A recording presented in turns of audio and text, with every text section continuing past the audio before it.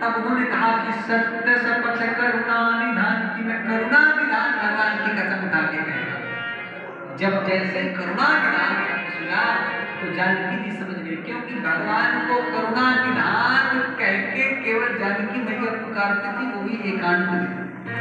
क्यों? क्योंकि माँ जानकी ने भगवान को ये करुणा निधान नाम दिया था। जब पुष्प वाटिका में पहली बार रामचंद्र जी को देखा तो बोरा मैया के मंदिर में जाके माँ जानकी ने यही तो कहा था, अरे मन जाहि राचे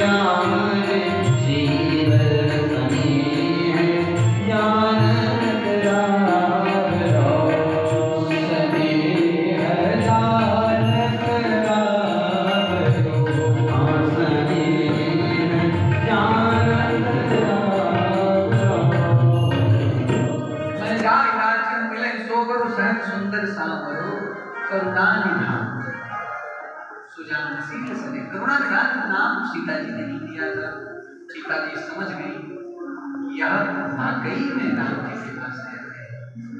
नरपान नहीं कंद संत कहूँ कैसे, कही कथा भाई संगत जैसे। माँ जानकी ने पूछा कि बंदर के साथ राम जी की कैसी मित्रता, कैसा था? तब हनुमान जी ने सब पूरा वृत्तांत सुनाया है। कवि के वचन सप्रेम सुनि उपजान विश्वास, जाना मन क्रम वचन कृपा सिंधु करदा। जब समझ गए कि कृपा सिंधु भगवान का दास है, तब माँ जानकी ने कहा कि भगवान कोमल चित कृपाल रघुराई, कपि केहित धरी विठुराई। भगवान तो कोमल चित्त वाले हैं, फिर मेरे लिए राम जी ने इतना कठोर हृदय को बना दिया। हनुमान जी ने समझाया, देख परम विधाता कुल सीता, बोला कपि मृदु वचन विनीता, मातु कुशल प्रभु अनुज समेता, तब दुखी कृपा निकेता। और जन जननी मानस यमुना, मते प्रेम राम।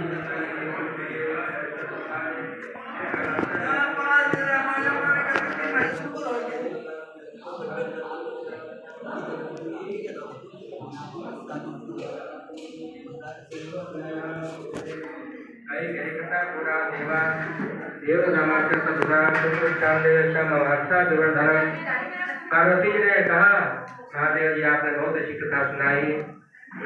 मम हर्ष विवर्धनम, मेरे हर्ष को बढ़ाने वाले महादेव जी, और कोई कथा हो तो सुनाने कृपा करें। शिव जी ने कहा, ध्यान देकर सुनो, पाप नाश करने वाली दूसरी कथा। मथुरा मंडल में प्रथु नाम का ब्राह्मण निवास करता था, सभी रोगों से पीड़ित था। महारोगों से पीड़ित हुआ प्रथु बहुत जगह गया, लेकिन रोगों से मुक्ति नहीं हुई। अंत में निराश होकर के जंगल में मरने को उद्देश्य से चला गया कि वहाँ चला जाऊंगा, कोई जानवर खा जाएंगे, मुक्ति मिल जाएगी रोगों से। जंगल गया, वहाँ कोई जानवर तो नहीं मिला, एक महात्मा जी मिल गए। क्या नाम था उनका? ऋचिक जी। भृगु जी के पुत्र का नाम है ऋचिक। उन्होंने पूछा कि क्यों घूम रहे हो जंगल में, कौन हो? उसने बताया, प्रथु नाम का विख्यात ब्राह्मण हूँ, मथुरा मंडल का रहने वाला हूँ, सभी रोगों से पीड़ित हूँ, मरने को देश जंगल में घूम रहा हूँ। ऋषि जी ने समझाया, मारो मत, ये मनुष्य का जो तन मिला है ये मरने के लिए नहीं मिला है, ये जीने के लिए मिला और अच्छे काम करने के लिए मिला है। देह धरे कर यह फल भाई, भजिए राम सब काम किया है। हाँ? तो तुम मरो मत, वापस चले जाओ। पृथ्वी ने कहा कि सारे रोगों से हम पीड़ित हैं, अब घर में जाकर क्या करेंगे? तो ऋषि जी ने कहा कि वह घर में जाकर के श्रद्धा विश्वास पूर्वक कंजूसी नहीं करना, श्री रामार्चा पूजन करना। रामार्चा पूजन के प्रसाद से तुम्हारे सारे रोग नष्ट हो जाएंगे। उसको विश्वास दिलाने के लिए अपनी घटना सुनाया ऋषि जी ने कि मेरी घटना सुन लो। हमारी धर्म पत्नी ने हमको सेवा से संतुष्ट किया, हमने उसको वरदान के लिए कहा तो उसने वरदान में क्या मांगे कि मेरा भाई पैदा हो।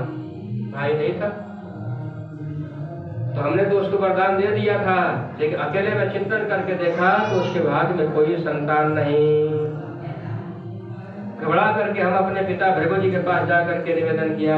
भृगु जी ने कहा कि चिंता करने की बात नहीं, उन राजा रानी से तुम लोग श्री रामार्चा पूजन करवाओ। श्री रामार्चा पूजन के प्रसाद से अवश्य उत्तम पुत्र प्राप्त होगा। श्री रामार्चा पूजन अपने ससुर जी को आकर बताया विधान, उन्होंने श्री रामार्चा पूजन किया, प्रसाद ग्रहण किया राजा रानी ने और उत्तम पुत्र प्राप्त हुआ जिसका नाम पड़ा विश्वामित्र। ये विश्वामित्र जी श्री रामार्चा पूजन के प्रसाद से उत्पन्न।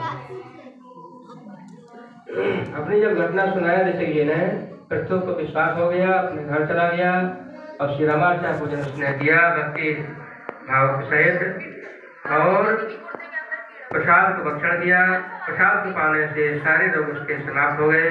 उसको ऐसी चस्का लगी, प्रत्येक महीने में पूर्णमासी के दिन श्री रामार्चा पूजन करवाने लगा। एक दिन पूर्णमासी का समय था, श्री रामार्चा पूजन उसके घर में हो रहा था। उसमें बंधुक नाम का धीवर चला आया, चोरी करने को उद्देश्य आया था। चोरी तो नहीं कर पाया, लेकिन प्रसाद बट रहे थे तो सोचा जो ही राम सो ही राम, प्रसादे से प्रसाद उसने पा लिया और चला गया। चोरी करने को उद्देश्य से सुराग देश में जाकर के जंगल में रहने लगा। तो जब जंगल में रहने लगा तो एक बाघ आया और उसको खा गया। बंदूक नाम के धीवर को बाघ खा गया जब, तो उसको लेने के लिए जमदूत आए और बोले कि हमेशा के लिए नरक में ले जाकर डाल देंगे इसको। पीछे देख रहे हैं कि भगवान के दूत भी वहां पहुंच गए विमान लेकर के। अब बोले कि सावधान, रुक जाओ, क्या कर रहे हो? जमदूतों ने कहा ये बहुत बड़ा पापी है, इसको हम ले जाएंगे। भगवान के दूतों ने कहा कि कौन कौन से पाप करता है ये? जमदूतों ने बताया, गोहंता विप्रहंता च चोरो हिंसा रता सदा दंड्य कथम यमः प्राचुर्यम ये पाप विग्रह। पाप की मूर्ति है, गोहंता है, विप्रहंता है, चोर है, सदा हिंसारत है। ये पाप का मूर्ति ही है, पाप का विग्रह है, इसको हम ले जाएंगे। भगवान के दूतों ने कहा इतना ही पता है तुमको, आगे बोलो। बोले आगे मालूम नहीं। भगवान के दूतों ने कहा कि पृथ्वी नाम के ब्राह्मण मथुरा मंडल में रामार्चा पूजन कर रहे थे, वहाँ रामार्चा पूजन का प्रसाद बट रहा था। ये रामार्चा पूजन का प्रसाद पा करके यहाँ के जंगल में निवास किया, बाघ के द्वारा मारा गया। दूसरा कोई पाप नहीं कर पाया। पहले के जितने पाप थे इसके सब समाप्त हो गए, इसके पास कोई पाप नहीं है, दोबारा कर नहीं पाया पाप, इसलिए बिल्कुल निष्पाप हो गया है, इसको हम ले जाएंगे। ऐसे कह करके भगवान के दूतों ने विमान बैठाया और अपने धाम भगवान धाम लेके चले गए। यमदूत अपने जमराज जी के पास जाकर के निवेदन करके घटना सुनाया। एक समस्या आई है। बोले क्या? बोले रामार्चा का नाम धीरे धीरे लो, ये नरक में जितने लोग पड़े हुए हैं रामार्चा का नाम सुन करके ऐसा न हो कि सबका कल्याण हो जाए। धीरे धीरे बताओ क्या बात बताया है। एक रवात्या पूजन है, उसका प्रसाद पा करके बंधुक नाम का जीवन मरा था बात के द्वारा भगवान को बोले कि निष्पाप हो गया है, पहले पाप सब खत्म हो गए, विमान बैठा भगवान धाम लेके चलेगा। ये समस्या है, क्या करें बताइए। अपने दोस्तों को बैठा करके यमराज जी समझा रहे हैं, क्या समझा रहे हैं, ध्यान देकर सुनो। यमराज जी अपने दोस्तों को समझा रहे हैं, कह रहे हैं सकल भुंजित रामानम स वै त्रैलोक्य पावनः। तो एक बार ही श्री राम जी का प्रसाद अन्न पा लिया है, तो एक बार ही कीर्तन कर लिया है, जो एक बार ही पूजन कर लिया है राम जी का, वो बिल्कुल निष्पाप हो गया, तो पवित्र हो गया, वह सभी पाप समूहों से मुक्त हो चुका है और देवता राक्षसों से पूजने योग्य है। वह श्री राम की कृपा पात्र हो गया है, इसलिए सर्व प्राणियों में उत्तम है। मैं श्री राम